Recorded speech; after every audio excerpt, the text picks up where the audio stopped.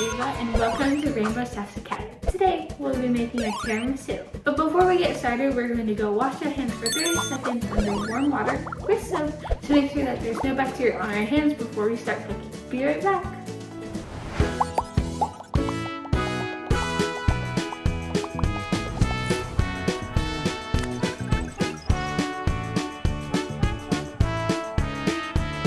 After we finish washing your hands, we are now going to start preparing our mise en place, which is French for everything in this place.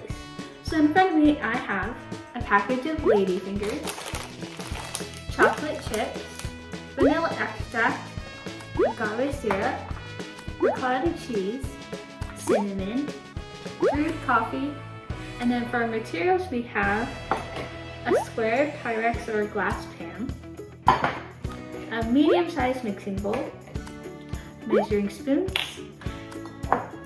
a glass measuring cup, and an offset spatula.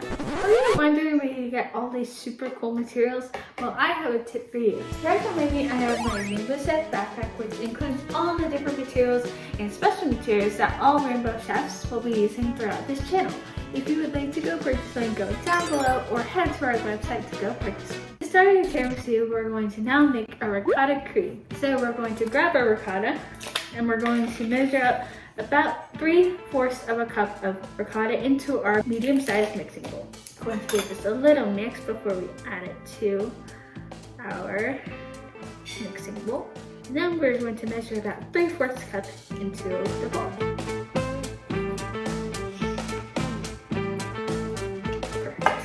To that, we're going to add 1 teaspoon of vanilla extract,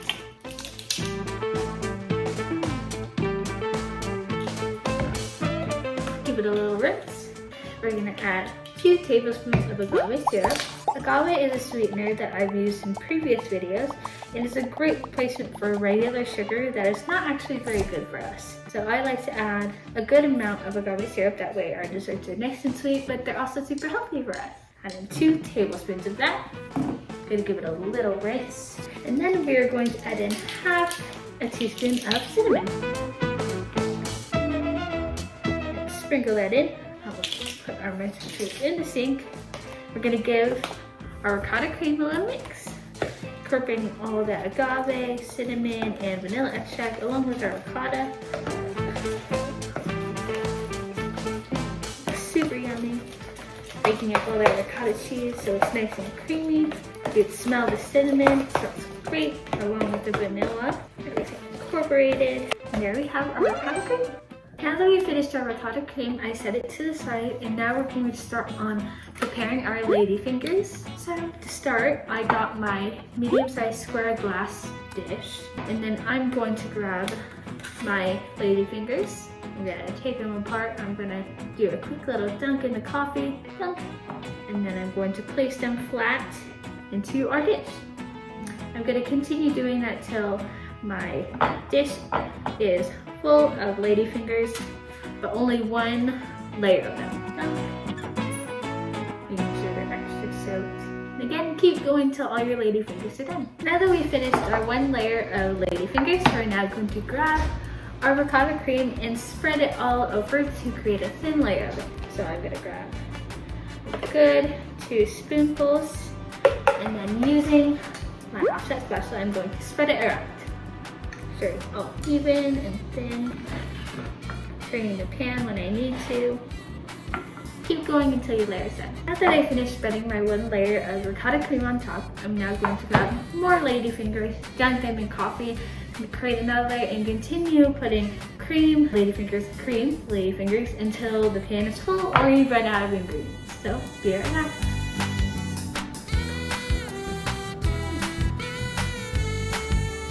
Now that we finished making our tiramisu and layering our ladyfingers and ricotta cream, we're now going to pour some chocolate chips into a measuring cup. We're going to go melt it in the microwave and then drizzle it over. So I'll be right back with melted chocolate. Now that I'm back with our melted chocolate, we're now going to use a spoon and drizzle some over the top of our tiramisu. I'm gonna grab a little bit and then just drizzle lightly over the top. You don't want to put too much, but feel free to put as much as you want. We don't want the chocolate to overpower everything, so just make sure to be conscious of how much you're adding on top. I'm gonna go the other way.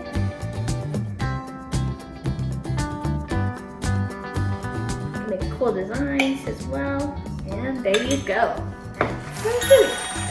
And there you have it, Rainbow Chef's homemade tiramisu. Feel free to share this with your friends. I know this is a huge pan, so make sure to go have your friends try to give you a thumbs up or thumbs down. Hopefully it's a big thumbs up. So thank you so much for joining me on this Rainbow Chef tiramisu journey. And if you like this video, make sure to give me a big thumbs up. And go down below and go subscribe to this channel to get more of what you're looking at right now. So thank you so much and hope to see you again soon. Bye!